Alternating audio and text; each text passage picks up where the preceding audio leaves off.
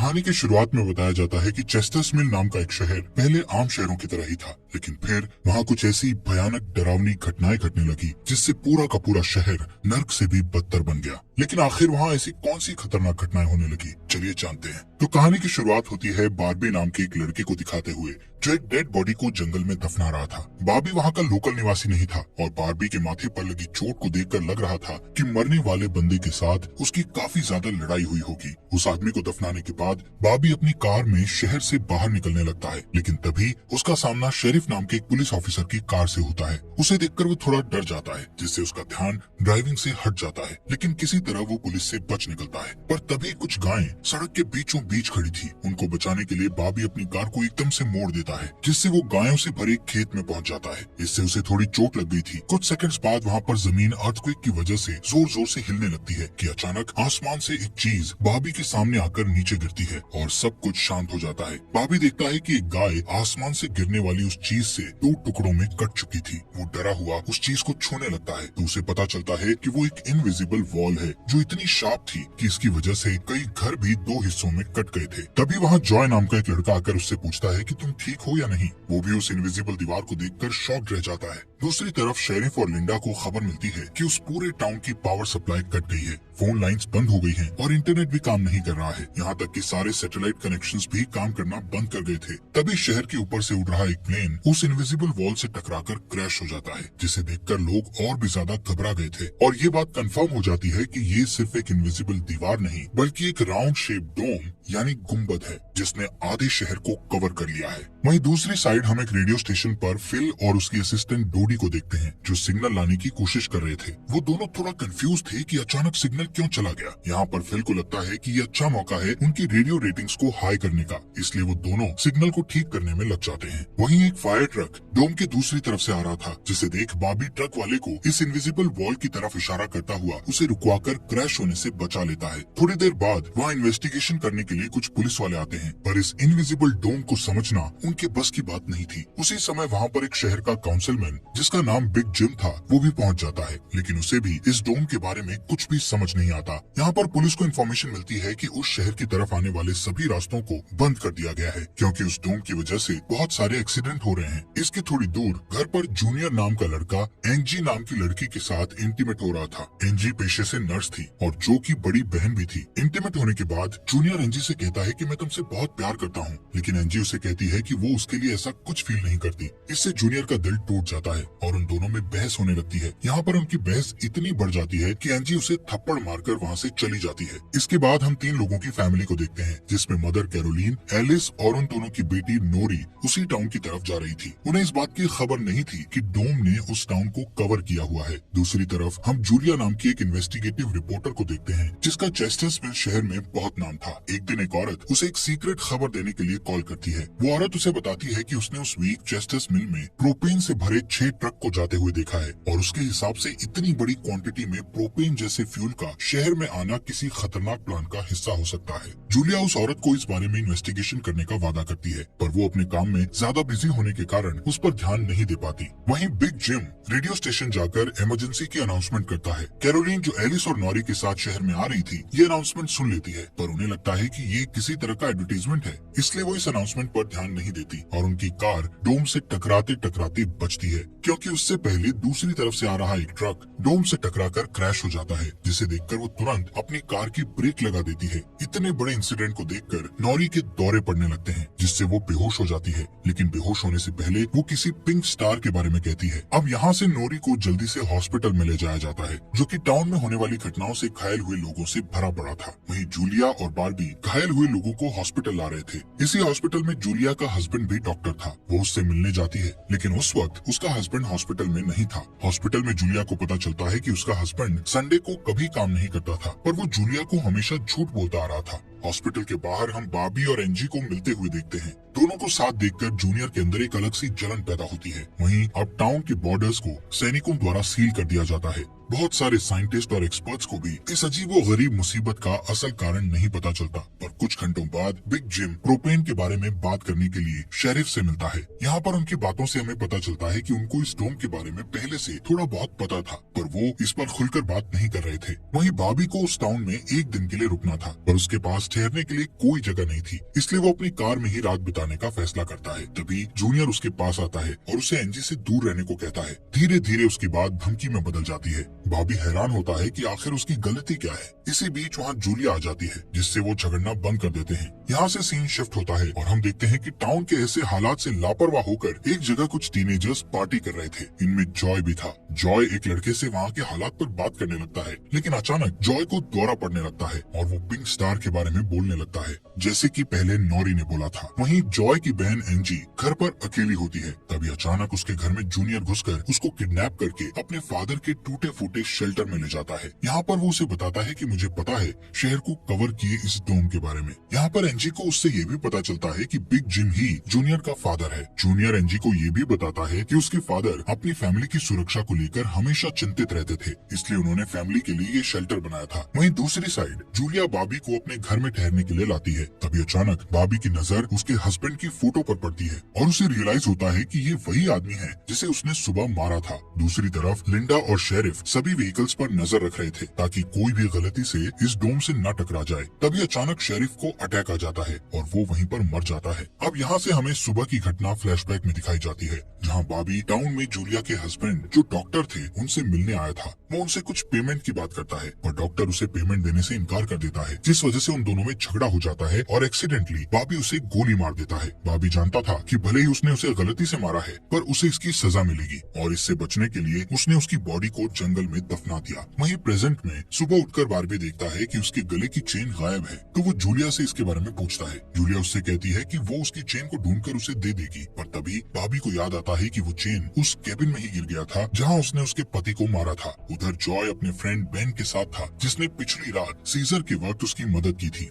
Ben Joy से pink star के बारे में पूछता है, जो उसने रात को दौरा पड़ते वक्त कहा था, लेकिन जॉय को उसके बारे में कुछ भी याद नहीं आ रहा था। वहीं रेडियो स्टेशन में डोडी एक स्पेशल डिवाइस की मदद से डोम के बाहर वाले लोगों से कांटेक्ट करने में सक्सेसफुल हो जाती है। वो सोल्जर्स को आपस में बात करते हुए सुन सकती थी, पर वो उनसे कुछ नहीं कहती। वहाँ सोल्जर्स भी कंफ्यूज थे कि आखिर ये इनविजिबल वॉल क्या है। दूसरी तरफ बिग जिम रेस्टोरेंट में बैठा ब्रेकफास्ट कर रहा होता है कि लिंडा वहाँ आकर उसे शेरिफ के मरने की खबर सुनाती है, जिससे वो लोग तुरंत बंकर में डेड बॉडीज को दफनाने वाले के पास जाते हैं, जिसका नाम लेस्टर था। उधर एंजी शेल्टर में किसी को मदद के लिए बुलाने की पूरी कोशिश करती है, पर वो कामयाब नहीं होती। तभी जॉय वहाँ आता है और उसे चेन के जरिए बेड से बांध देता है। वहीं बिग जिम लेस्टर को अपने साथ लेकर आता है, जो कि शेरिफ का ही दोस्त था। शेरिफ की मौत से वो बहुत दुखी और परेशान हो जाता है। जब लिंडा उनके आसपास नहीं होती, तब वो और बिग जिम पिछले महीने होने वाले प्रोपेन के इंपोर्ट के बारे में बात करते हैं कि प्रोपेन के इंपोर्ट में उन तीनों का ही हाथ था और उन्होंने टाउन वालों से ये बात छुपाई थी। शेरिफ की मौत से ये कंफर्म हो गया था कि वो उनकी इन्वॉल्वमेंट के बारे में किसी को कुछ नहीं बता पाएगा, जो कि उनके लिए अच्छी खबर भी थी। उसी दिन बाद में लिंडा पुलिस स्टेशन आती है तो देखती है कि बिग जिम शेरिफ के ऑफिस में कुछ ढूंढ रहा है। लिंडा की पूछने पर जिम उसे कहता है कि वो वहाँ शेरिफ की वसीयत के पेपर्स ढूंढ रहा है, लेकिन असल में वो वहाँ प्रोपेन के इंपोर्ट से जुड़े पेपर्स को ढूंढने आया था, जो उसे और लेस्टर को परेशानी में डाल सकते थे। वो तुरंत बाहर आकर शेरिफ को बताता है कि मुझे लगता है वो पेपर शेरिफ के घर में होंगे, जिन्हें लाने के लिए वो लेस्टर को तुरंत उसके घर भेजता है। इसी बीच जूलिया जल्दी से रेडियो स्टेशन पर डोडी के पास जाती है, जहाँ वो देखती है कि वो लोग डिवाइस के जरिए डोम के बाहर खड़े सैनिकों की बातचीत सुन सकते हैं।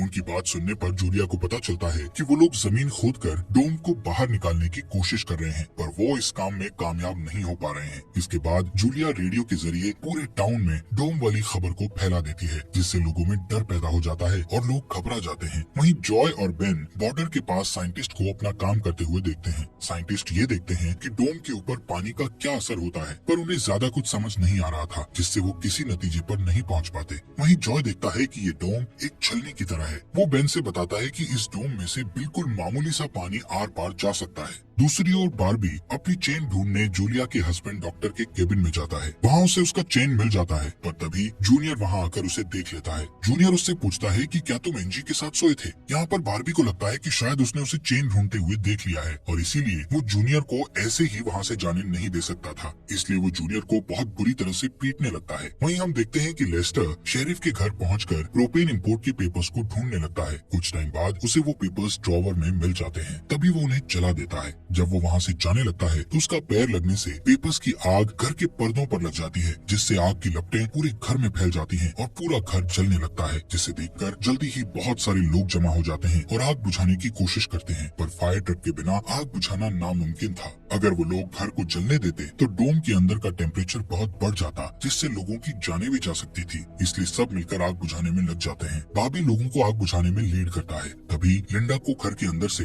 लेस्टर की चीखने की आवाजें सुनाई देती है। वो अंदर जाकर उसे घसीटकर बाहर निकाल लाती है और इलाज के लिए डॉक्टर के पास भेज देती है। यहाँ पर लोगों को आग बुझाने में 1 घंटे के बाद भी कामयाबी नहीं मिलती, उल्टा आग और भड़क जाती है। आखिर में जिम लोडर लेकर आता है और घर को गिरा देता है। तब कहीं जाकर आग शांत होती है। इसके बाद सारे थके हुए लोग इकट्ठा होते हैं। उनमें से पॉल नाम का एक पुलिस वाला फ्रस्ट्रेट होकर कहता है कि हम सभी लोग इस डोम से कभी भी बाहर नहीं निकल पाएंगे, क्योंकि ये डोम आग से जो धुआं निकला है उसे बाहर नहीं निकलने दे रहा। वो कहता है कि हम सभी इस डोम के अंदर ही मरने वाले हैं। इतना कहता हुआ वो हवा में गोली चला देता है, जो कि डोम से टकराकर एक दूसरे पुलिस वाले को लग जाती है और वो तुरंत मर जाता है। यहाँ पर पॉल को अरेस्ट कर लिया जाता है। अंधेरा होने पर जॉय और उसके दोस्त स्केटिंग के लिए जाते हैं। तभी वहाँ पर नोरी जॉय के पास आकर उसे कहती है कि उसे अपना फोन चार्ज करना है। जॉय उसे अपने घर ले जाता है, क्योंकि उसके घर में जनरेटर था, जो कि उस टाउन के गिने चुने घरों में ही था। उधर लिंडा पॉल को जेल लेकर आती है। वहाँ कुछ लोग पुलिस स्टेशन के बाहर प्रोटेस्ट कर रहे थे। असल में वो लोग पुलिस के घटिया सिस्टम का विरोध कर रहे थे। जिम उन सबको ये कहकर शांत करता है कि जरूरत पड़ने पर उन सबकी मदद की जाएगी। लॉकअप में बंद होने के बाद पॉल को हार्ट अटैक आ जाता है, जिससे लिंडा उसकी मदद के लिए दौड़कर अंदर जाती है,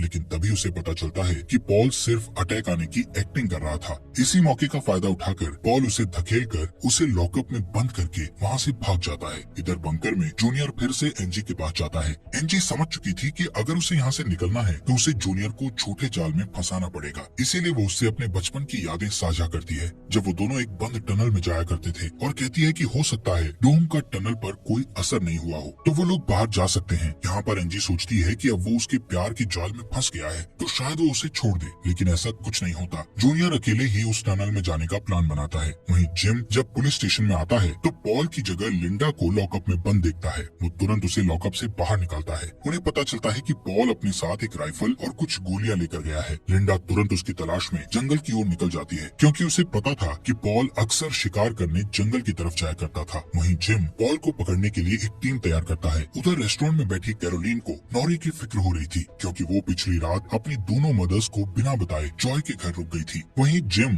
लोगों से पॉल को तलाश करने के लिए उसकी टीम ज्वाइन करने को कहता है। वो बाबी से भी उनके साथ चलने को कहता है, क्योंकि वो आग बुझाने में अच्छा लीडर साबित हुआ था। इसके बाद वो लोग जंगल में जाने लगते हैं। रास्ते में बार्बी अपनी खूबियां दिखाता हुआ उनसे कहता है कि वो मिलिट्री में भी रह चुका है। वहीं दूसरी ओर जूलिया जूनियर को टनल की तरफ जाते हुए देखती है। वो उसे रोककर पूछती है कि वो बैग पैक करके कहाँ जा रहा है, लेकिन जूनियर बहुत जल्दी में था और वो नर्वस भी था। वो कहता है कि मैं बस यहीं पास में अपने दोस्त से मिलने जा रहा हूँ। इससे जूलिया का शक उस पर और भी बढ़ जाता है और वो उसका पीछा करती हुई टनल तक पहुँच जाती है। उधर जॉय के घर पर जॉय और नॉरी साथ में नाश्ता कर रहे थे। जॉय पहले कभी किसी लड़की के साथ अकेला नहीं रहा था, इसलिए थोड़ा नर्वस फील कर रहा था, जबकि नॉरी कॉन्फिडेंट थी और बातचीत में भी हाजिर जवाब थी। तभी बेन और 2 लड़कियों को अपने साथ लेकर उसके घर आ जाता है, जिन्हें फोन चार्ज करना था। उन्हें इम्प्रेस करने के लिए बेन को जनरेटर यूज करना था, जिसके लिए जॉय बेन को थोड़ी बेदिली से इजाजत दे देता है, क्योंकि उस टाउन में जनरेटर एक बहुत काम की चीज थी और इस तरह उसका मिसयूज करना उसे सही नहीं लग रहा था।